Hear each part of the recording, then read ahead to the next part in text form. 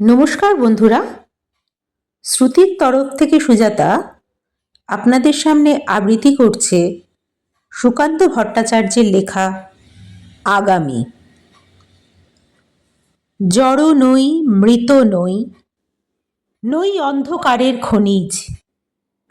আমি তো জীবন্ত প্রাণ, আমি এক অঙ্কুরিত বীজ, মাটিতে লালিত ভীরু।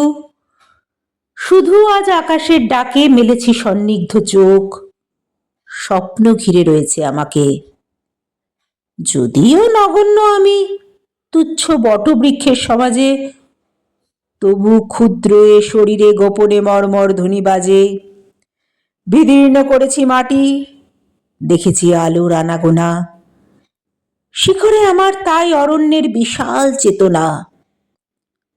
আজ শুধু অঙ্কুরিত, জানি কাল ক্ষুদ্র ক্ষুদ্র পাতা উদ্দাম হাওয়ার তালে তাল রেখে নেড়ে যাবে মাথা। তারপর দীপ্ত শাখা মেলে দেব সবার সম্মুখে, ফোটাবো বিস্মিত ফুল প্রতিবেশী গাছেদের মুখে।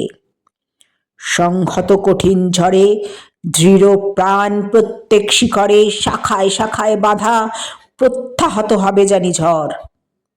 অঙ্কুরিত বন্ধু যত মাথা তুলে আমারই আহ্বানে, জানি তারা মুখরিত হবে নব অরণ্যের গানে।